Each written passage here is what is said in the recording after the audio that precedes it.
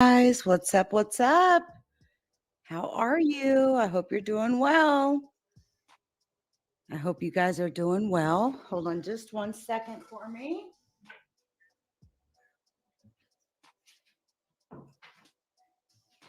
All right. So listen, I'm coming through with another. Uh, it's another one, as DJ Khaled would say, right? Another one.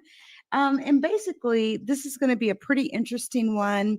Shout out to those of you on excuse me. Shout out to those of you that are on YouTube, who are on Facebook, Twitch, Twitter, Bigo. I mean, I literally stream everywhere at this point. So shout out to those of you on Bigo. I'm still just kind of getting familiar with it. So I hope you all enjoy this. And please share the video. What you are going to watch here momentarily is titled "Walking with the Tall Whites." This was a book called Millennial Hospitality that was made into a documentary. Okay. Now, here's the thing, there's a man named Charles Hall and he'll explain who he is, but I'm just going to kind of play it and let it go, and you will come to whatever conclusion you come to. But he is absolutely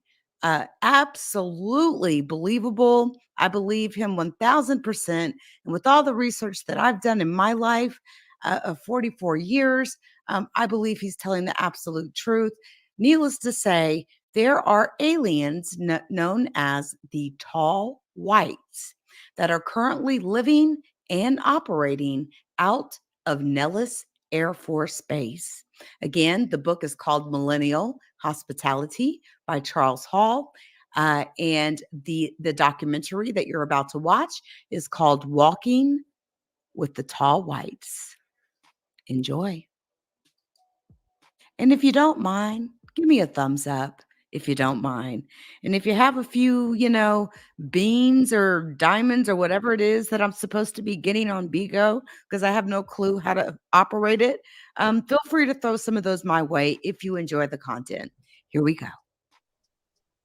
Please hit the like. Thank you.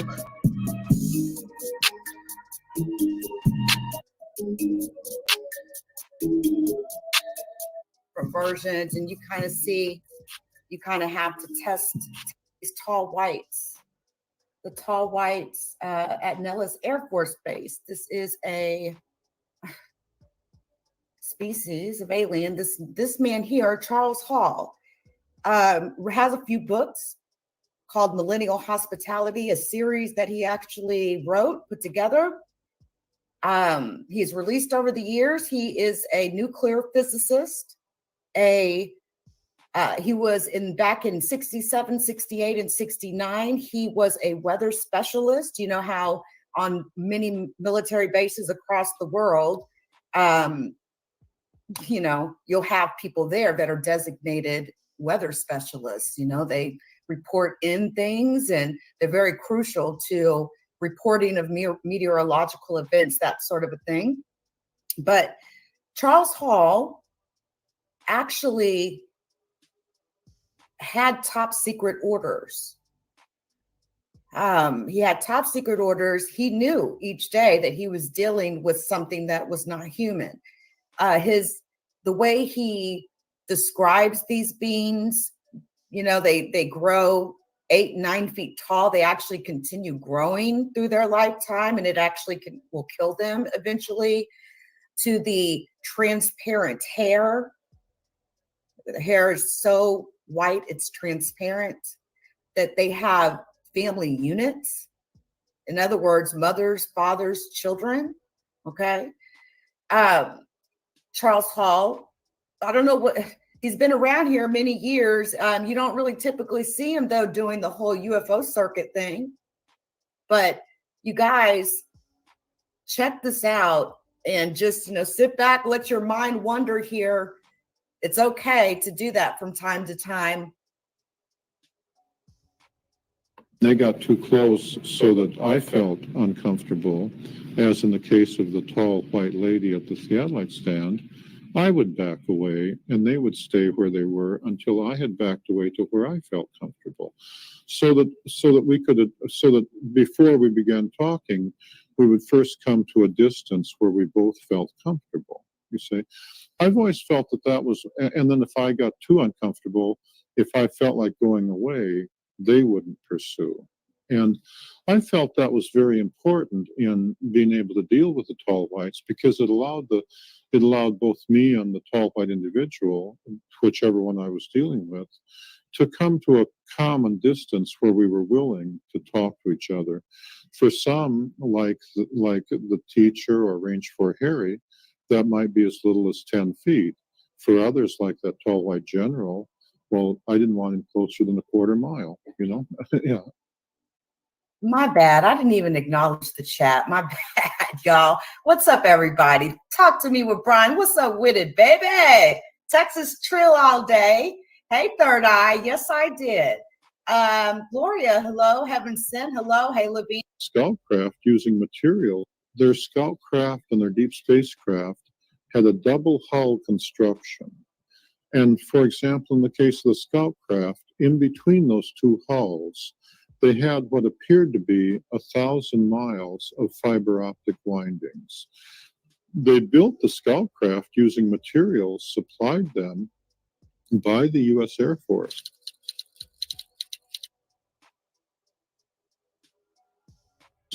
The scoutcraft were clearly built here on this Earth. When you went on board, many of the parts, like the seats, still had the mold markings of American manufacturers like Lockheed, Boeing, the overhead compartments by Airstream, and so on. And so therefore, it had to be perfectly possible to build a scoutcraft with its anti-gravity drive using ordinary American parts. The scoutcraft had the fiber optics windings came in several sets, and the way it worked is it worked in a manner philosophically the same as an electromagnet. It's just that they did not. In an electromagnet, you use electrons on copper going down copper wires and coils. Instead, they instead of electrons, they used some other subatomic particle. I'm not sure which one. It's my understanding that there are 3 different ones, or maybe 5 different ones, perhaps mesons or bosons or those subatomic particles, and then that put out anti-gravity. The particle generators looked like batteries, where there was one that would create the particles and accelerate them into the fiber optics. And then the fiber optics amplified the anti-gravity field the same way that an electromagnet amplifies the electric field or the magnetic field. Now, I think it's important to note this. Fiber optic cabling, okay, is a really big, huge step up from Cat5 cabling, which is what you may typically be used to for your cable, modem, internet connections, even your DSL connections. But fiber optic cable, the thing about it inside of it, I don't know if any of you have ever put together like a Cat5 cable before. There's a color scheme that you have to get just right for those data bits to be able to run through the wiring, okay? But fiber optics cable is made of glass on the inside. To have had 1,000 miles of fiber optic cabling in a craft in 1969, fiber optic cabling didn't even exist in the public until like about a decade or so ago. And even then, I mean, the fastest connections we used to get to data centers was like OC3. That was before fiber optics came around. So again, it's made out of pure glass. It basically allows that connection to go faster than the speed of light. So so what he's basically saying is they're running an atomic particle through this fiber optic cabling, not data bits that you would use to process a computer, but actual atomic particles which decay. Once they decay, they become radioactive. And that appears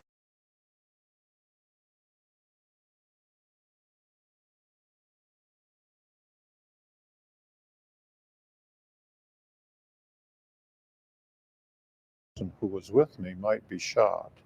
They would be in serious trouble. When I received my orders, my commanding officer, a major, ordered me to into Nellis and to work the day shift on Sunday. On Sunday, the Nellis weather station is otherwise deserted, and the base operations part of the building is also deserted. And then he came in at noon to the Nellis base commander's office, where the Nellis base commander and the number 2 man had also come in to deliver the orders which they had received from the Pentagon. And then the MPs escorted the major with my orders in hand over to the weather station. The MPs stayed outside. The major called me in his office, locked all the doors, and read me my orders. The orders began by saying nothing I did would ever be classified, that I could tell anyone I wanted or not tell anyone if I didn't want. I could never be inspected. No one could ever come out or ask me questions. They could listen if I felt like talking, but that was it. He and my chain of command could not come out to the weather station. If there was an emergency and they needed to talk to me, they could only talk to me in the parking lot of the Chow Hall at Indian Springs. If they did so, as soon as they returned back to Nellis, as soon as they got back to the front gate, they had to report immediately to the neurosurgeon for debriefing. On the other hand, I could go and come anywhere I wanted. When he said I could go anywhere in Dreamland, I thought he meant that I could go to sleep on the job, because I didn't know there was a Dreamland. And I was thinking, what a job, you know? When he finished, I wanted to make sure that that was okay, because, you know, the military, you're not supposed to sleep on duty. And so I said to him, I asked him, I said, will there be a cot or a bunk out at the weather station so that I can, you know, sleep? And he looked a little confused, and he said it was his understanding that Dreamland was a place, but that only I would know where that place was. And I thought, you know, he's just trying to be gentle and say, you sleep away, you know. That was the first I'd ever heard tell of Dreamland. In the course of the 2+ years that I spent out on the ranges, the aliens, who are tall and white and have family groups with women and children, would frequently come down to where I was. As the weather observer, my duties were to go out to the ranges Monday through Friday, every day, to take the morning run. The morning run was at 4:30 a.m. To do so, you had to get up at 3 o'clock and drive out there at night, rain or shine. And then you had to fill, you had to start, there was a generator out, 2 generators out there, 2 diesel generators. You had to start up a generator so that you had some electricity, and it would run the fan on the heater and so on, and the radio and the lights. And then you had to fill up a weather balloon with helium, attach a light, and release it. The children found that very entertaining. It was a pretty balloon with pretty lights. And so the mothers liked to bring the children down to look through my theodolite as I was tracking the balloon. About half of the time they came so the kids could play. When I first encountered the aliens, I was terrified, because they're not human, even though they look reasonably human. It probably took me more than 6 months to get over the terror that I felt when they came, even though they had not come to harm me. It's just that being out there at night in the desert and, say, hearing people walking behind your weather shack when you think you're alone, even if they were priests, you'd be afraid, you know. Well, when you discover that they're not human, well, you know, this was the 60s. There was just, you know, it took a long time to get used to it. There was no briefing. The Air Force never said, this is the situation. The aliens never came and said, this is the situation. They never came to teach me anything. They came when they wanted. They left when they wanted. And therefore, it took me a long time to get used to it. Everything I know about the aliens, I had to figure out myself, or occasionally they would answer questions, but not very many, because they came for their purposes, and when they'd finished their purposes, they left. They were really quite friendly, but each one of them was an individual. Interacting with them is sort of like interacting with the people in New York City. There are saints and there are sinners. There are people of all different walks of life and all different viewpoints. And so, I had some that were close friends, or almost like brothers, like tour guide, whose life I was credited with saving, and the teacher who credited me with saving her daughter's life. And on the other hand, there were some, like one of the alien generals, that, golly, I'm still afraid of him. I mean, if you met him, if he said stand there, you stood there. It was no back talk.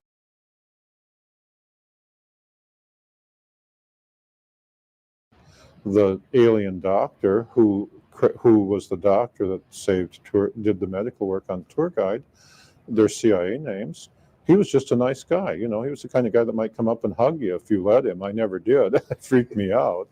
But they just came in all different, you had to deal with each one of them as individuals.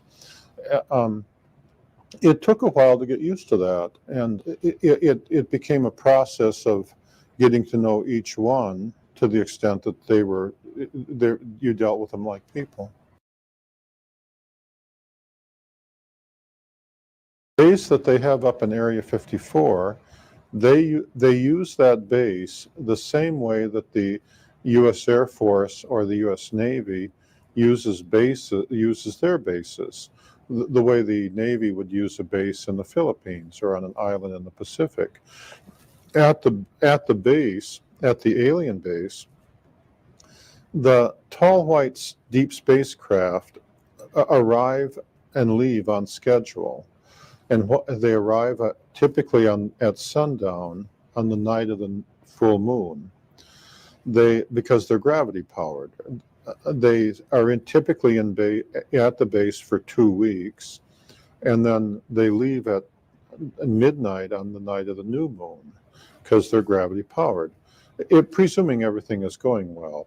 During those 2 weeks, the spacecraft is refueled and repaired, and the people on board get off and stretch their legs. So at the base, there's a more or less permanent contingent of tall whites who are experienced in dealing with humans and typically who know English. And on the other hand, every 2 weeks, every time a deep spacecraft arrives, there's a contingent of new arrivals, many of whom have never seen humans before.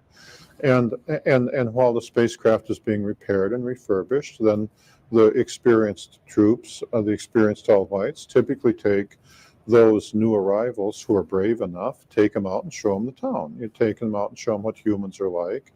And of course, me running my weather station, I'm the test human, And so it was common every time there was a new moon for, after the new arrivals had rested up, for an experienced guard to bring around a group of new arrivals.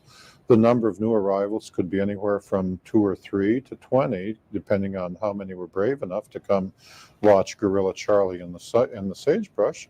And so while the spacecraft is being repaired, they also had a technology exchange program with the U.S. Air Force, in which those technologies which they were willing to share with the Air Force, they would work on joint projects with the U.S. Air Force.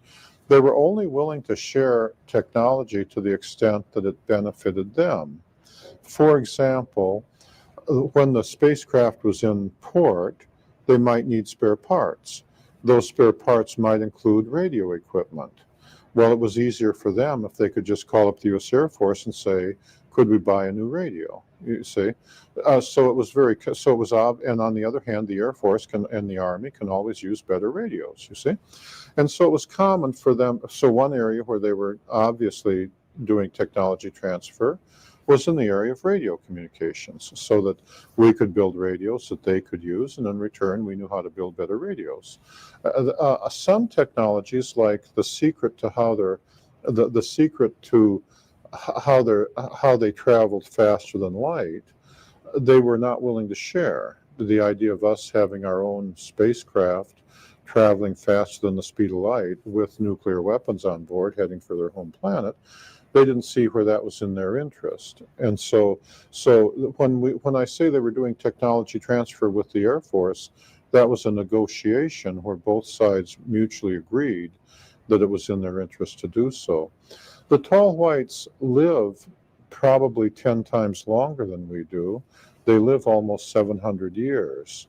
And their spacecraft clearly travel faster than the speed of light. And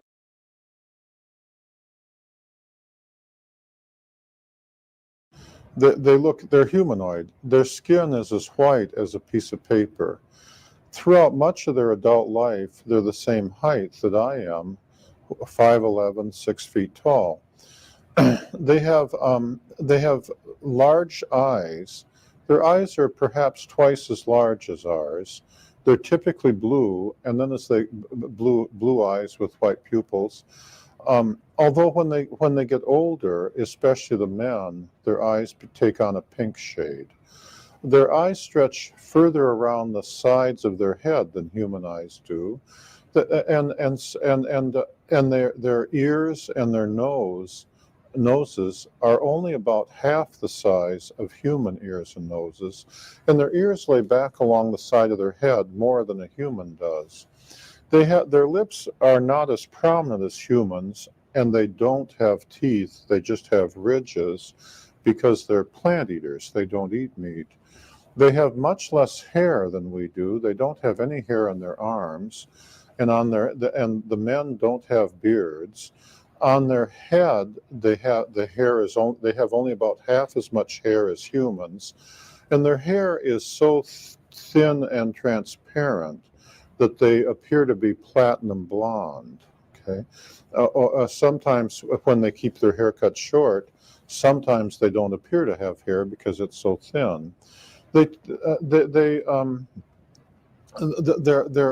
much frail. They're built. Their body structure is more frail than ours.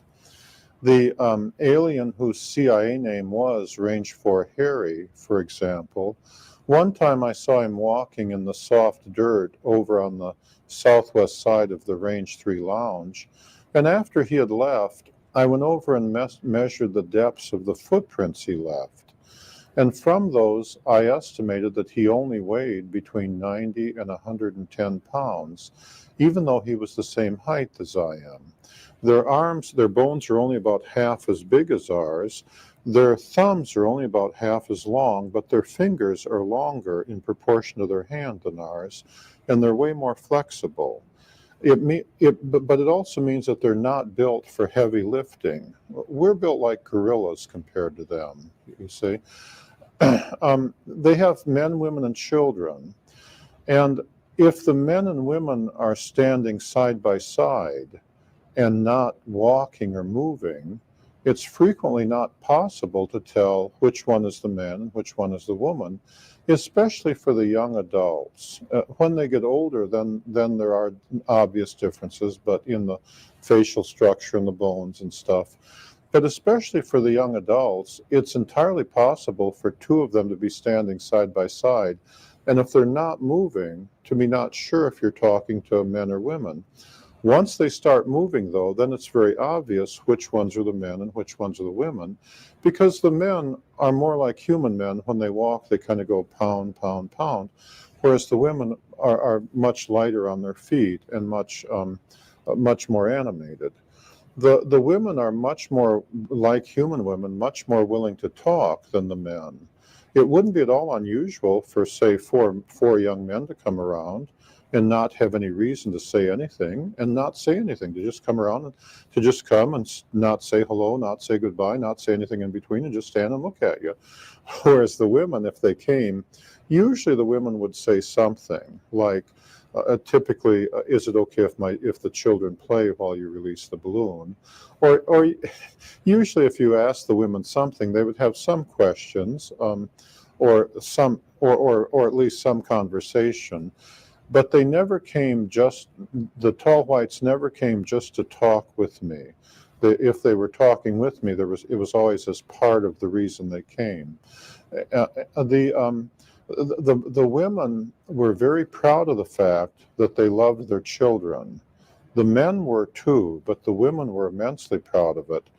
If a tall white lady came and she had children with her, a very common way for her to start the conversation would be for her to ask me using English, which she had learned, do I understand that they love their children more than human women love their children?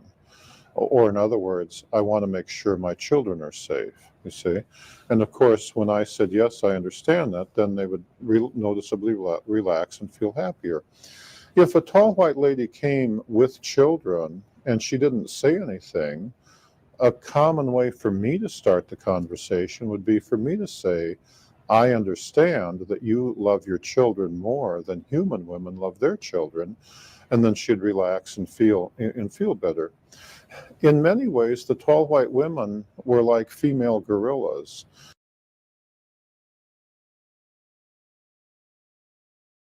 Could consider the children to be untouchable, okay?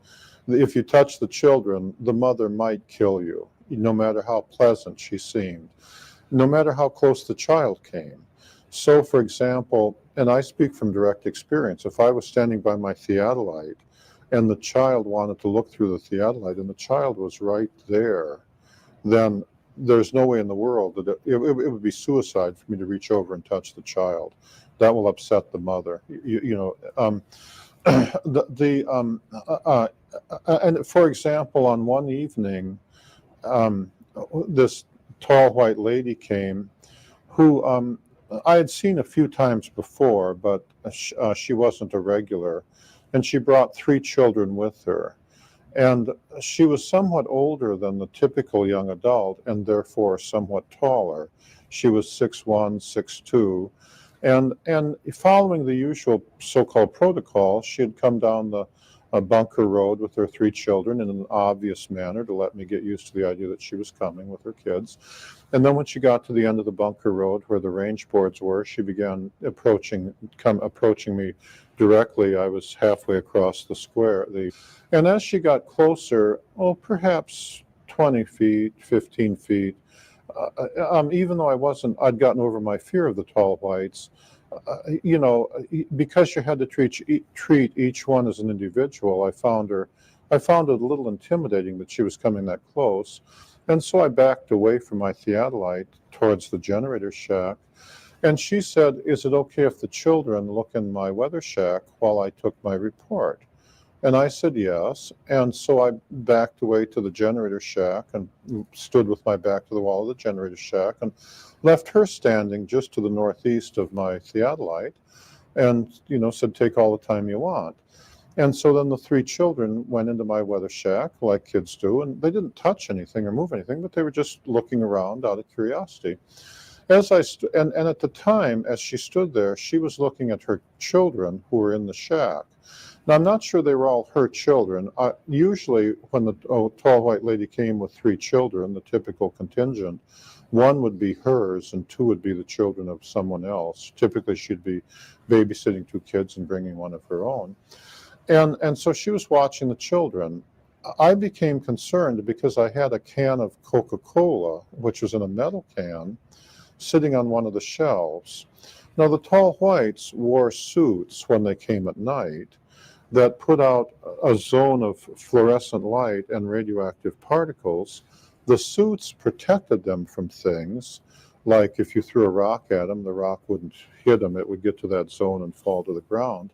It also allowed them to levitate, especially the children, but they had to balance themselves when they did so. So the children might use the suits to levitate. The adults usually didn't levitate very much, 9 inches or so, but it worked like an elevator, as I'll describe later. And I became concerned that since the children had their suits on, usually the kids turned off the power to their suits when they went in my shack. And I became afraid that they would get next to that can of Coca-Cola and might be in some danger, in which case I might be blamed, It would have been suicide for me to go over to my weather shack and speak to the children. The mother might well have killed me if I'd done that. there's no way in the world you could go over there and say, children don't do this, children don't do that. You're just taking your life in your hands to try that. You have to talk to the mother, and that's how the tall whites are. And on the other hand, she wasn't looking at me at the time. And so what I did is I took 2 steps forward and stopped and stood there with my hands at my side and my feet, not moving, and waited for her to see me. And of course, when I took 2 steps forward and stopped, then she looked over where I was immediately. And then when I had her attention, I said, I'm worried about the safety of the children. I have a can of of Coca-Cola there in that can, and I'm worried that the children might be in some danger if they get too close to it. And the mother said, I'll handle it. And then the mother obviously communicated with the children, and the children were very well behaved, and they stayed away from my can of soda pop. The children never disobeyed their parents that I ever saw, and the parents would do anything for their children. So when they traveled in family groups, they were very tightly knit. When the women came around, they never came around alone. None of the tall whites ever came around alone. They always came around in groups, and the adults were always well armed. But it was common for the women to be very proud of their family relationships. The men were too, but it was just more common for the women to describe it. So it was very common, say, like if a group of them came around, for the lady to say things like, the guard on the tower is my mother's brother's son, and just identify who all their friends were, if they were, who they were related to and who they weren't related to, and far more so than what humans would do. They did more than just travel in family groups. They appeared to maintain very tightly knit family relationships.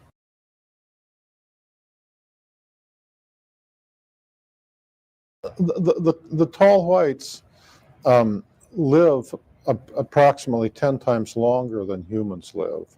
And they don't age the way we do. When they get throughout most of their adult life, as I said, they're about our height, 5'10", 5'11", 6 feet. But then when they get equivalent in age to a human who's perhaps 39 or 40 years old, and for them that's perhaps 400 years old, then they start growing again. And instead of aging the way we do, as they grow older, they go through several more growth periods. This is not necessarily good for them because only their bones and muscles grow. Their internal organs don't grow in proportion. Pretty soon they get very tall, 8.5 feet tall, but their organs aren't able to support their body. So as they get taller, they become more fragile.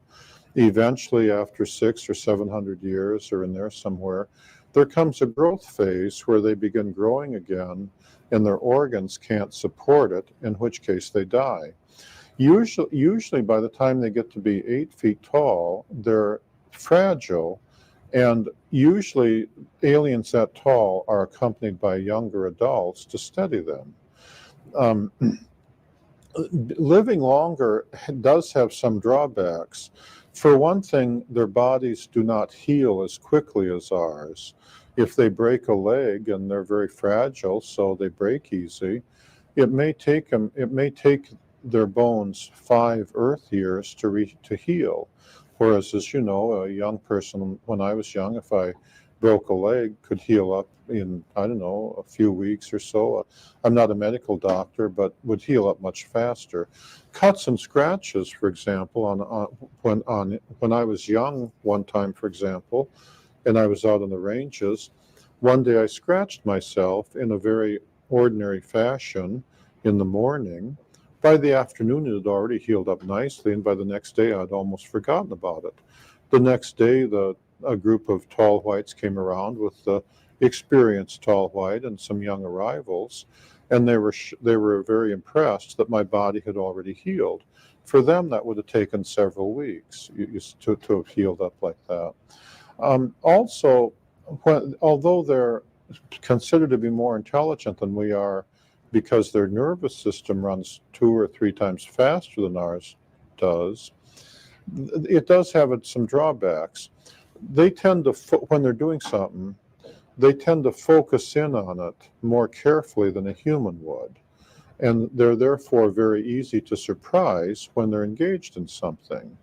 One time when a group of tall whites came around with the usual experienced guard and a group of new arrivals, it was the morning run, and I was young. I was doing what we all do. I was drinking soda pop. I was eating peanuts. I was talking. I was playing to the music. I was doing my balloon. I'd released a balloon, and I was tracking my balloon at the theodolite.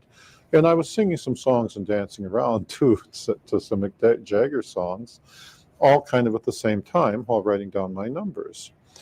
And one of the new arrivals asked the experienced guard, "Are all humans able to do that?" Because I was multitasking. The tall whites wouldn't have done it that way. They would have just eaten and concentrated on eating, or they would have just taken the readings and concentrated on the readings, or sang their song and concentrated on singing their song. For that, and so they appreciated, as I did, one of the first agreements that I negotiated with them. We agreed that they wouldn't come up behind me and scare me. They could do so very easily. And I wouldn't come up behind them and scare them. You see, if I saw one of them out in the desert and it didn't appear that he had seen me, that I wouldn't approach him. I would just stay where I was and make a sound or sing one of my songs, such as the song by Ricky Nelson, "It's Up to You, 'Cause I've done everything," and until I was sure they had seen me. And then I wouldn't approach him. I would just stay where I was.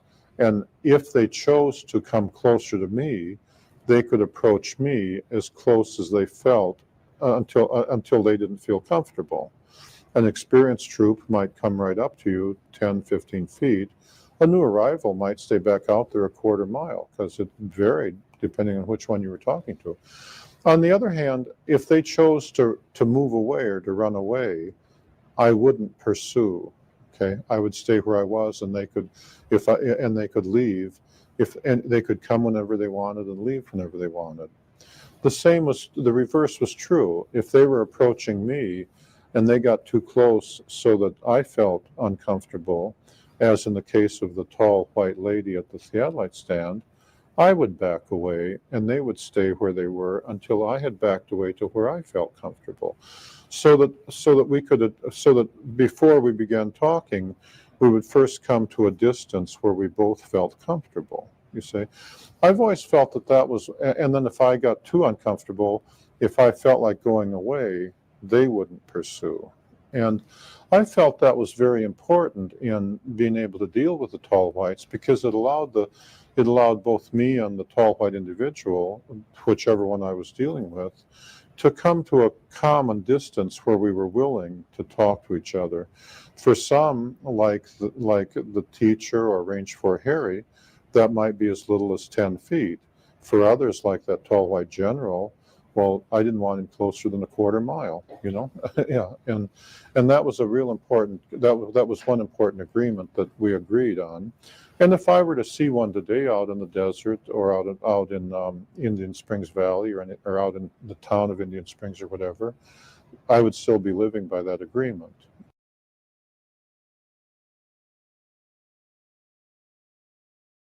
I have a master's degree in nuclear physics, and I believe that I figured out how their deep spacecraft worked, at least in general detail. And I copyrighted that in a scientific paper I call Hall Photon Theory. It's included in the appendix of Book 3, Millennial Hospitality 3, The Road Home. I believe their scout craft and their deep spacecraft had a double hull construction. And for example, in the case of the scout craft, in between those two hulls, they had what appeared to be 1,000 miles of fiber optic windings. They built the scout craft using materials supplied them by the U.S. Air Force.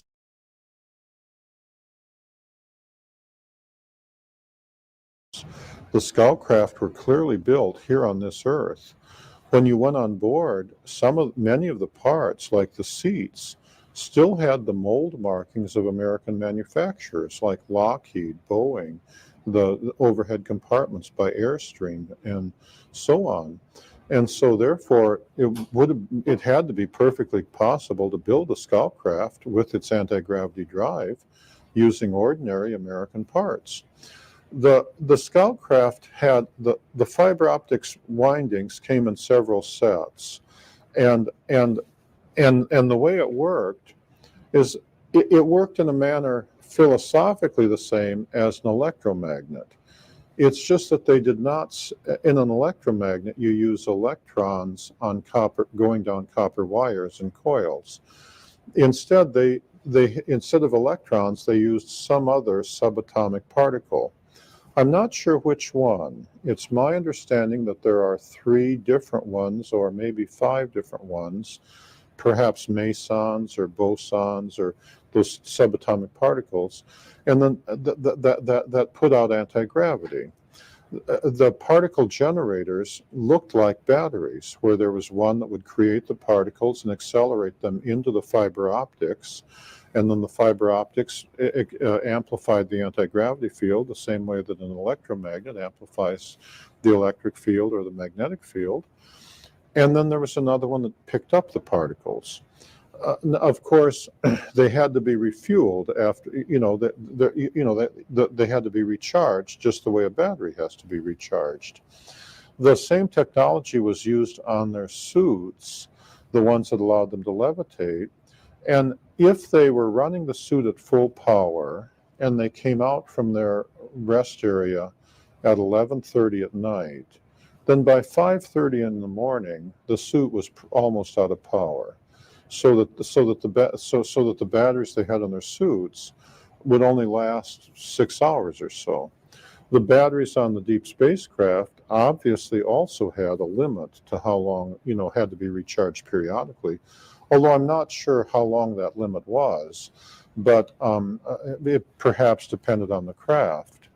The deep spacecraft would arrive and leave on schedule, and the shortest schedule was 2.5 months. The longest schedule that I saw was 5 years.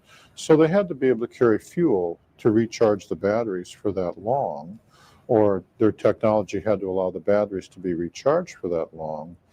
But they did have to be recharged. You did have to periodically stop and put in a new power source. The outer set of coils served to streamline the craft for travel within space itself. And when the outer set of coils were powered up, it also protected them from the forces of acceleration and deceleration. As I described in book 2, it was common to see the scout craft, if it were sitting out in the desert some distance, and perhaps say 3 miles, when it was sitting there unpowered, it would just look like a white ellipsoid with windows and the way you'd expect. When they powered up the outer set of coils, it would take on a fuzzy appearance. The outer field obviously protected them from radiation in space as well. Then when they lifted up off the desert, if they had the outer coils energized, they were capable of tremendous performance. It was common to see the scout craft accelerate from 0 to 8,000 miles an hour, travel just a short distance, like 7 miles or 10 miles, stop and set down again, and then turn off the coils. The people on board didn't belt themselves in. They just sat in chairs the way we do, because they didn't feel the force of acceleration. If they did not have the coils powered up, however, if they were bringing the scout craft in real close, like if they were going to park it beside the Range 3 lounge, they would turn off the outer set of coils while they were still some distance away, because the field coming off that outer set of coils extended a great distance from the craft. Of course, before they turned off the coils, they would first slow to maybe 3 or 5 miles an hour, And then once they turned off the coils, then they drove it like a baby buggy, okay? Then they just came in real slow and landed like at 2 or 3 miles an hour. And when they took off, if they hadn't charged up the coils, then they would be traveling just 2 or 3 miles an hour. They'd be traveling like a baby buggy. And they wouldn't, but it wasn't until they'd powered up that other set of coils that they would start doing high-speed performance. Powering up the coils took a little while, just like turning on an electromagnet. It was common for it to take as long as 10 seconds for the coils to power up. Because the particles that are running through the fiber optics are subatomic particles that do decay, the coils would heat up if you ran at full power for too long. And the tall whites were always very conscious of the temperature of the coils. And therefore, it was very common to see them when they sat down on the desert on occasion, especially on hot days, to get out and open up the panels on the outside of the deep space, on the outside of the scout craft, obviously just letting the coils cool off. It doesn't mean the coils were necessarily too hot, but they liked the coils running cold, and they were always very conscious of the coil temperature. On that day, that scout craft suffered a meltdown of the fiber optics. Now that, as I remember, was a Wednesday, and they worked on that craft from Wednesday, 24 hours a day, till the following Monday morning, just getting enough coils repaired so that they could lift off and take it back to the base. And in order to take it back to the base, they had to bring out 2 extra scout craft. In the meantime, they brought out several others with mechanics and stuff. And they had to nurse it back to base by running 2 extra scout craft on each side, just to get it back to base where they could fiddle with the coils. Recovering from a coil meltdown was obviously a big problem for them. That I never saw any humans working on the coils. The tall whites were I never saw any Air Force personnel or anybody out there with them. The tall whites always reserved the option, or anything to do with the coils, they always wanted only tall whites on there. As far as I know, I'm the only human that got anywhere close to the coils. I got to within a few hundred feet before their guard blocked my way and made it clear that he didn't want me to go any closer. It might have been because, since they're running subatomic particles, maybe he was just concerned about the radioactive fields coming off it, but he didn't want me up there touching them or anything, you know.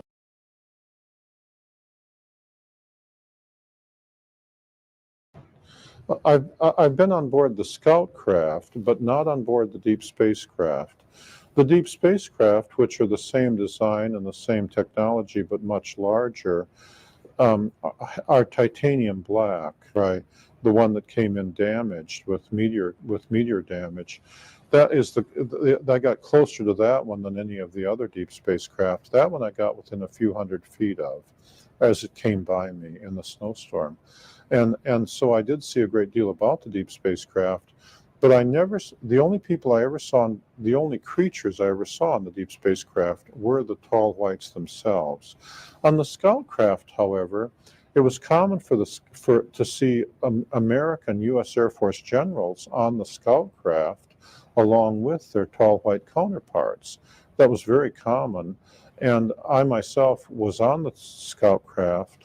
However, they never came to just take me for a joyride. You know, they never came to say, oh, let me show you the sun and the moon and the stars. I don't know, maybe they would have if I'd asked them, but they knew that we had rank and that I was an enlisted man, the lowest of the low. You know, if there's a latrine to be cleaned, I'll be the one doing the work. And they were well aware that generals who show up with 4 stars were given the orders, and I was pretty much taking them, you know. So it's not like they, you know, and it's not like they ever came purely to entertain me with their scout craft. On occasion, when I was on board their scout craft, remember, they had several new arrivals who were part of the technology transfer, and their motivation for taking me on board the scout craft on that particular day appeared to be that the new arrivals who were afraid of me had to practice coming up to Charlie and saying, "Hello, Charlie," and then and then once having gotten to within 10 feet of the gorilla, then they would back away and stay out there like 20 feet. They'd so bravely faced me down in the sagebrush, I guess. But I guess what they were thinking of, I believe what they were thinking of on that day is that they were going to suggest to the American generals additional technology exchange projects. And I think they were using me as the test guinea pig to take me on board the scout craft and show me their living quarter, show me what was on board the scout craft. And then they could test my reaction to what I thought was good and what I thought was, you know, what I was impressed with and what I wasn't with. And then I think they were saying, therefore, then when they went and talked to the American generals, they could say, we'll make this better for you and that not so good for you. Or, you know, we'll make this better for you. We can help you here.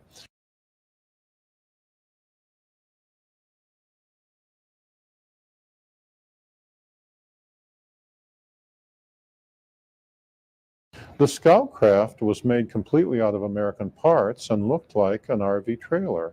When you went on board, it was ellipsoidal, and the scout craft was white with windows on both sides, and more windows. The door, when you looked at the front of when you were standing looking at the front of the scout craft, the door was on that craft was on the right. Since they were all made here, there was a number of different variations in the design, and the windows on that side extended further back than on the left side. There were no windows on the back, none on the top, none on the bottom, and only one door, the one on the right, which opened from the top. And much like a Learjet, or some Learjets, when you went on board, there was a bulkhead about a third of the way back. In front of the bulkhead on all the scout craft, the design was the same. There were 5 seats without seat belts that you just sat in. Those tall whites are not built strong like we are, and so the idea of belting themselves in would damage their bodies. There was 2 seats for the pilot and the co-pilot, and then 3 other seats in the front. And they weren't very interested in showing me the cockpit area. They said there wasn't much about it that I would understand anyway. On the bulkhead, there was a set of panels. Nowadays, we consider it old hat, switches that don't move like you have on microwave ovens. But in the 60s, that was considered pretty avant-garde, even though I realized that the first motionless switch was actually copyrighted in more or less about 1929, but they weren't in common use. On each switch, there were a set of icons. Now we consider that old hat too, because you get by your car and there's icons. But in the 60s, that was considered pretty avant-garde. The icons were pretty ordinary. One controlled the outside lights, and it looked like the sun. One controlled the inside lights. And so in terms of the icons, there wasn't, or the hieroglyphs on the switches, they weren't very different than, say, hieroglyphs on the Egyptian pyramids or the icons that you see on a modern-day automobile. Behind the bulkhead, there were at least 3 or 4 different designs depending on which model of the scout craft you were looking at. In the RV model, the one that on that day that I was on, what was behind the bulkhead was an ordinary RV. When you went in there and you were looking towards the back, on the right there was a microwave oven, only where the aliens had taken off the mechanical door and put on a different cover with coils around it. And then when they turned on the oven, they first turned on the coils, and the coils put out the standard field and prevented the microwaves from going through that field into the room beyond. So it looked like a little cave where you'd turn it on and then turn it off, and you didn't have to fiddle with the door, you see. In the back was the latrine, just like in an RV. And the left, they had the seats where you would eat, but also they had hammocks where the children would sleep. And then they had the overhead compartments and a few storage things in the back, although not a great many of them. And then on the bulkhead in the front, they had a mirror and a makeup table where the teacher would put on her stuff. And it was all pretty ordinary.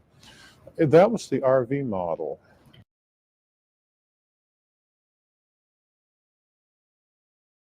My website is millennialhospitality.net, where I have additional information relating to my books and the Millennial Hospitality series.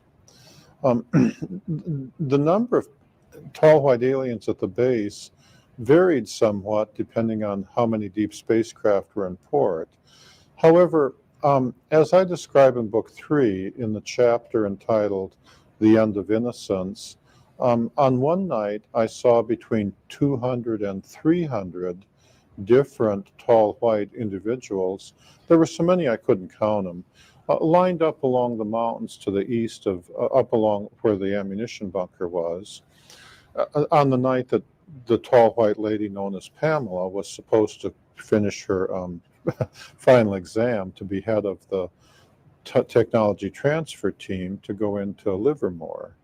On that night, as I described in my book, she panicked and failed. But in amongst those 200 or 300 tall whites, and that's just an estimate because I couldn't. It was a crowd of people and I couldn't count them all. There were also American Air Force personnel, nobody below the rank of colonel. There was like a 4-star general, a 3-star general. There were several of them. There were also several American government people in civilian clothing over there. The tall white individuals that they were talking to appeared to come from all walks of life. Some of the tall whites were clearly the tall white equivalent of generals. Others were clearly the equivalent of tall white civilian government people. But there were an awful lot of tall whites who weren't obviously part of the military, but were just women and children. At one point, for example, the tall white lady whose CIA name was the teacher was standing out in front of the line with a group of children around her and was pointing out the position of the balloon that I had released and where it was in the sky for them to all watch the balloon floating. And the tall whites had a social structure, a division of labor, very similar to our own. And so some were military people, some were medical people, and they had personalities accordingly. On that night, I counted between 35 and 50, perhaps as many as 75 scout craft that had parked in the part of the desert that I had dubbed the parking area. There were so many I lost count of the number of, I couldn't count them all, but I estimated that somewhere between 35 and 50 was a reasonable count, but there may have been 75. So the number of tall white individuals and scout craft, was at least that large. I have no idea if that was everybody on the base that had come down or what percentage that was, but the number of people that you could see, the number of individuals that you could come across was at least in that numeric range. The number, when they came around to where I was, they came around, the kinds of individuals that came around were from all walks of life. And the tall white doctor came around and the tall whites he brought with him appeared to be medical students. They had no interest in the mechanical aspects of what I was doing, although the doctor, like a human doctor, he cared only about the humanistic aspects. On the other hand, on a different night, one of the tall white guards brought around 3 young adult tall white men who were clearly electrical engineers. One of the tall white individuals that I was reasonably good friends with called himself co-pilot, but he was very proud of his ability to repair the scout craft, and he wanted to have been called the mechanic, but I guess the name was taken, and so he had to pick a different name, And another one was called the captain. He didn't appear to understand humans very well, and he didn't appear to want to. He appeared to just want to come and do whatever he had to do, and then if whatever you were for humans, well, that was you, and go on about his business. Whereas the doctor, described in The Wayward Wind, he wanted to come and really understand humans. What are they like, you see? Others, like the tall white general that I previously referred to, the idea of him understanding anybody, that he didn't care to understand anybody. He came to give the orders, and you were there to take them, and if you liked him, fine. If you didn't like him, fine. But he was the general. They were all like that.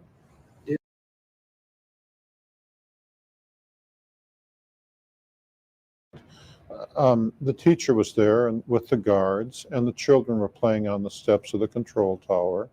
And I walked over close to her, 10 feet or so, and and on that night she was willing to answer a few questions. And I asked what she thought of humans and the planet Earth. I asked her how it compared with other inhabited planets that they had seen. And she said that they considered the Earth to be a cold, desolate wilderness. On the other hand, she said the thing that they found unique about humans is our willingness to do things with animals. Her example was that I grew up on a farm in Wisconsin. I feel very comfortable milking cows, riding horses, making pets with dogs. Yet each of those animals could kill me if they wanted to. I don't think of it that way because instead, like all humans, I first try to decide how the animal is thinking, and then I approach the animal accordingly. So I calm down the horse by speaking to it nicely and approaching it from the front. I put the cow in a stanchion and calm it down and begin milking. I make friends with the dog by feeding it and patting it on its head. She said that they considered that to be very unusual. She said that on most inhabited planets, once a group of intelligent people evolved, they had no interest in dealing with the less intelligent animals and usually just killed them all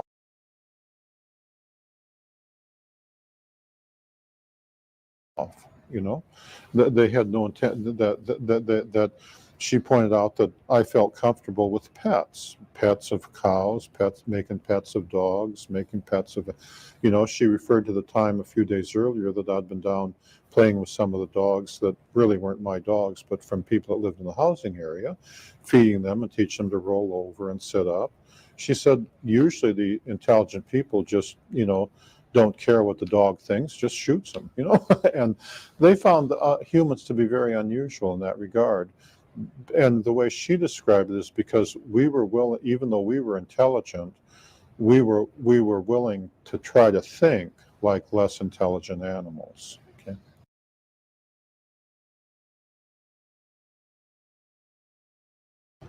They always came armed. Now the children weren't armed, and the adults that were very old typically weren't armed. But the young adults and the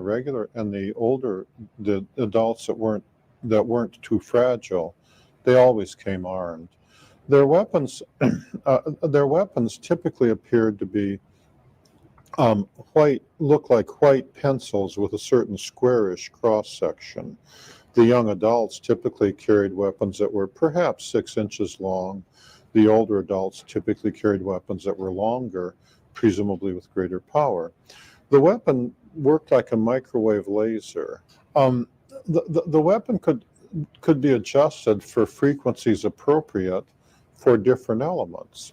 If they adjusted it for the frequency of sodium, for example, in the human nerves there are sodium atoms and calcium atoms. And if they adjusted it for sodium and fired it at you, it would make it seem like you were getting an electric shock. Like, depending on the power of the weapon, it would feel like you just touched a high voltage wire of 100,000 volts and was extremely painful. If they set it high enough, they could kill you by just going zappo and you'd be electrocuted. If they had it set low, then it would just give a tingling affair, and they never actually used the sodium setting on me. But I did meet, for example, a CIA guard who said that one day he had been walking with the teacher coming down the steps of the Capitol building. And because their bone structure is slightly different than ours, he wasn't familiar with the way they look when they're walking down steps. And he said they were partway down, and it looked to him like the teacher was going to fall. And so without thinking, he reached out and grabbed her by the elbow to steady her. And he said she almost killed him. She jerked the weapon, set it to the sodium setting, and had him down on his knees saying, "You think we're fools? You think we're idiots? You think I'd come here if I couldn't take care of myself?" And she said, it was all he could do to breathe when she used that weapon on him. And he was absolutely terrified of her. She put him through 5 or 10 minutes of, who's giving the orders and who's taking them, and it was nothing but yes, ma'am, no, ma'am. And and they never did that to me, although in addition to the guard, I met a number of guys they had done that to. If they moved it to the calcium setting, then it was like putting you to sleep or calming you down. So like if you were standing there and they did it to you, you might not be able to move your feet, but you wouldn't actually feel terrified. They didn't use the calcium setting very often.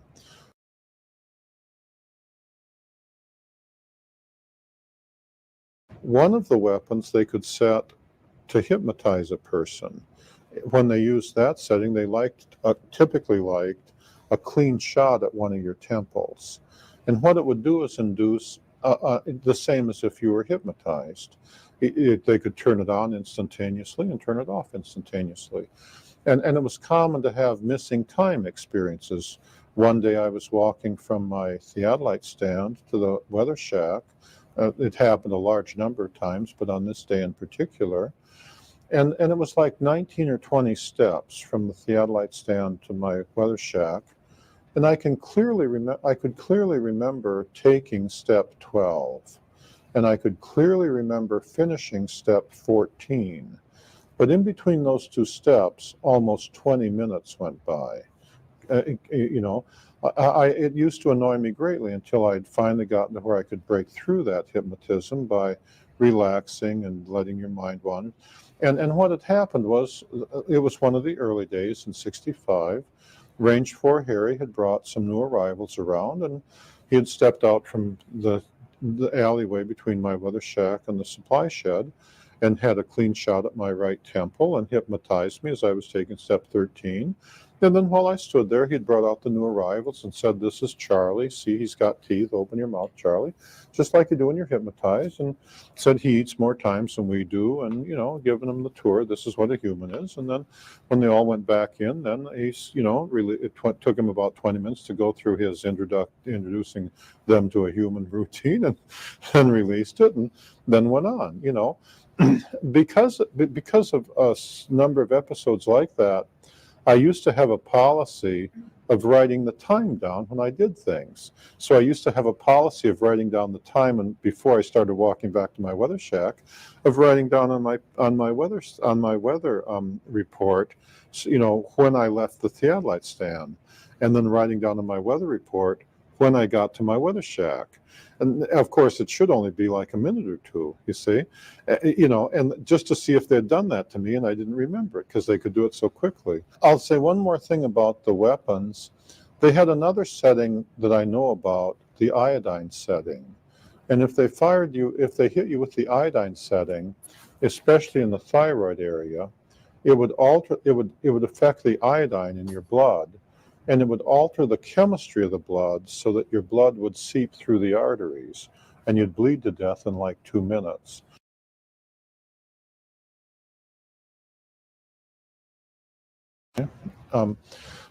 Now, nothing I did was ever classified. Nobody ever gave me a briefing before I went out there. Nobody ever gave me a briefing when I came back. My orders said that nothing I did was ever classified. I was never part of a project. We were never building like airplanes or missiles. So therefore, I was never shown any classified drawings or anything like that. Everything I know I had to figure out for myself. There's a good reason for that.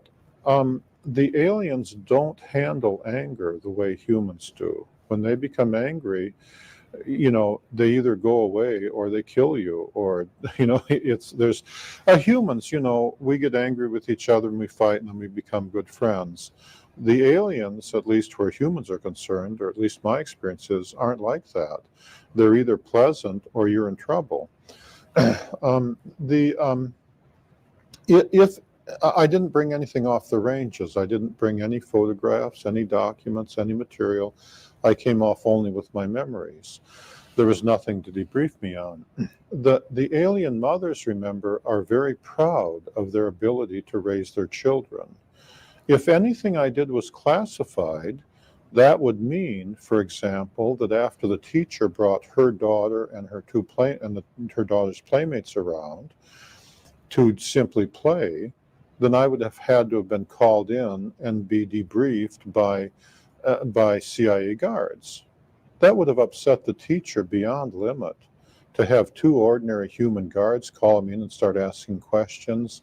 How does the teacher take care of her children? Do you think she's doing a good job? Do you think, I mean, and you wouldn't have had to tell her. The next time I went out there using their communication equipment, she would have just said, she would have just figured it right out. Or the next time the generals showed up, she'd have just figured it right out. Well, remember the experience of that CIA guard on the steps of that he related to me on the steps of the Capitol building. The idea of upsetting the teacher, I mean, she was perfectly willing to just jerk the weapon and say, who's given the orders? I thought we had an agreement, you know. The committee had agreed, which included the teacher, Range 4 Harry, some of the other tall whites, as well as the American generals. They had agreed that nothing I did would ever be classified. And the tall whites expect their agreements to be carried out, just like Philadelphia lawyers, to the letter. They go through a lot of trouble. They are very conscious of their agreements, and they keep them to the letter. And they expect the same from humans. 40 years isn't much time for the tall whites, since they live so much longer than we do. If anything I did was classified, they agreed that nothing I did would ever be classified. They meant that, period, you know, and they meant the American generals to keep that, period, you know. And after all, I don't have any drawings or pictures. I didn't, you know, the log books that were out there, I left out there. And so there were, you know, usually classification refers to material things, you know, drawings, material, whatever.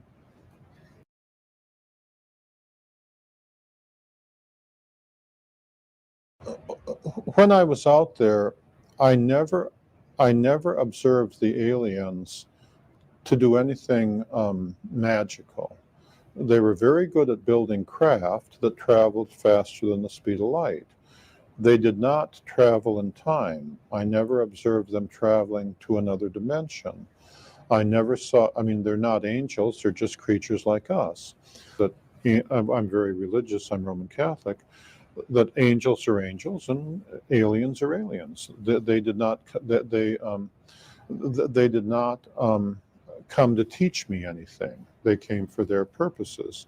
They didn't, currently it seems to me that American physics is kind of in the reverse Galileo position. In the time of Galileo, religious leaders required that scientists think inside the box, and scientists like Galileo wanted to experiment and think outside the box. Now, however, the situation appears to be reversed. American physicists seem to think that Einstein was always and forever perfect and complete, and so American scientists keep thinking inside the box. In Hall photon theory, my belief is that inside the photon, there is a third field, but currently the box says there's only two fields. Most scientists won't consider it. They're insisting on thinking inside the box for religious reasons, pretending it's science, you see. As I describe in the appendix of book 3, I show in a scientific manner how scientists should be approaching that. Currently, it's the religious leaders who are willing to consider guys like Monsignor Balducci, I believe, and so on, who are willing to think outside the box and say, of course, there can be intelligent life on other planets. One of the biggest shocks that I had to overcome in 1965 and 66 was once I realized that they were real, they were here, and that Einstein was wrong, and that God created life on many, similar to us, on a whole bunch of different planets. it was the shock of realizing that so many people had been so wrong for so long, you know?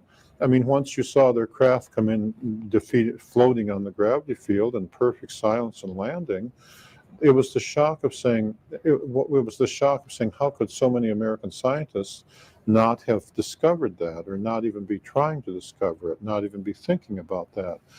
Yeah, and likewise, from a religious point of view, it seems the teacher herself, one time on a different night when I went over there and I was talking to her, and she was willing to answer a few questions. She was teasing me because they have a dry sense of humor, and they liked to outthink me, and they could do so very quickly or very easily. And she said, and I was saying,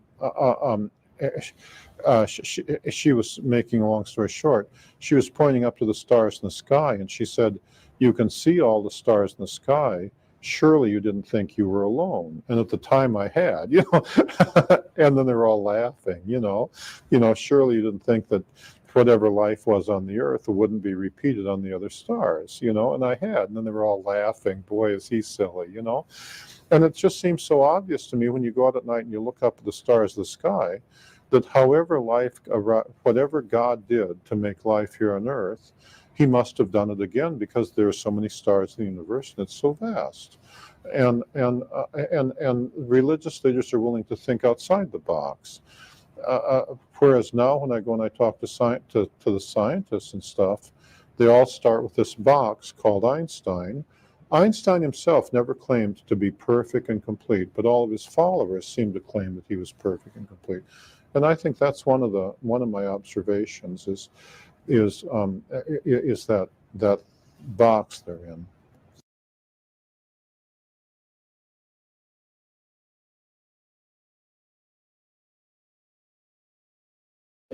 Well, remember when the teacher said that on other planets the intelligent beings typically killed off the animals, she was referring to other planets she had seen with intelligent life on them, but she didn't elaborate. And the reason is because when they came for their purposes. They didn't come to say, "Let me tell Charlie everything there is to know about the universe." They didn't care. If they didn't have anything to say, some nights they might just come and not say anything. The kids might play and they might leave, especially the men. If there was no reason for them to actually come and talk, when they were close, like that night when there were the 3 electrical engineers there. They wanted to see me start up the electrical generator because that's the same kind of power source the U.S. Air Force had given them for use up on their hangar, because it was built by the Air Force. And they wanted to see how I used it as part of their training program, see? Well, from their point of view, there's no reason to talk to me about it. They just want to see me do it. So they came and just stood there and watched. And then, eventually Charlie's bright enough to figure out that I should just carry on with my duties, and they would just stand and watch. And then, if there had been a reason for them to say, "What does this do?" then they would have said, "What does that do?" But they didn't come and say, "Oh, let me tell you about this star, or let me tell you about that star," or anything like that.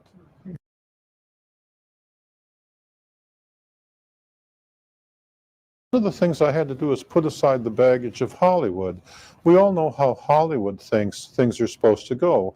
According to Hollywood, when aliens come, there's supposed to be lights in the sky, and they're supposed to be pretty colored and move fast and have clever formations. And then they're supposed to land over there, and somebody's supposed to come out and do weird things. I really wasn't ready in the 60s for the idea that I would just walk around the corner of one of my weather shack, and there would be a man standing there the day I did at Range 1, and he wasn't human, and he was just standing there looking at me, and what he was doing is guarding the play area where the teacher and the children were playing. And you hadn't seen the craft, you hadn't seen the scout craft, you hadn't seen him come, you hadn't seen him leave. There was no reason for him to say anything, because there's no reason for you to know what he's doing there. He's just guarding the entrance to where the kids and the teacher are playing on that day. And if you feel like standing there and looking at him, well, that's fine with him. If you feel like running away, that's fine with him, because he's not human. He sees it differently. And it took me he's not human. He sees it differently. And it took me a while. It took me a very long time, several weeks, to get used to the idea that they are the way that they are that way because they like themselves being that way, and that's different than the way Hollywood would have us think they were. And of course, one of the biggest shocks is they were so similar to us in so many ways. They love their children. They have a dry sense of humor. They love to tell jokes and laugh, and they get bored out of their gourd up in the base.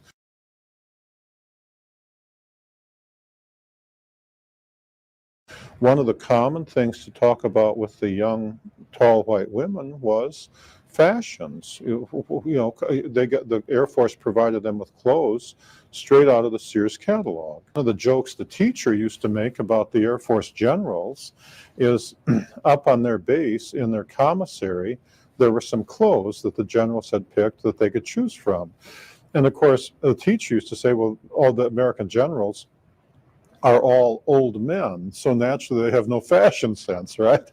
you know, and she used to laugh about the fashions that the generals thought they should wear. You see, and one of the things that she and the other young, tall white women wanted to do was to go into town and buy pretty clothes. And of course, we don't think of aliens that way, but when in my weather shack, I used to have a Sears catalog, a Montgomery Ward's catalog, a J.C. Penney's catalog. We had outdoor plumbing, and so I had several copies of the catalogs for several reasons. And one of the things that the young tall white women used to like to do is to come through and look through my catalogs. And what they'd be looking at are women's clothes. Sometimes when you'd see them out in the desert, or especially on the morning, what they'd be wearing were clearly clothes straight out of the Sears catalog or the Montgomery Ward's catalog, and they were very, they were as proud of the new clothes as any Earth woman would be. And the teacher was very proud of her ability to dress up and look like a nurse. And it took me a long time to get over the baggage from Hollywood, because every time you look at a Hollywood movie, aliens are supposed to be weird and different, Yeah, and I really, it took me, it was such a shock to have like the teacher walk in with, wearing a new dress that she had bought from Sears and proudly show it off and say, "What do you think of my dress?" Yeah.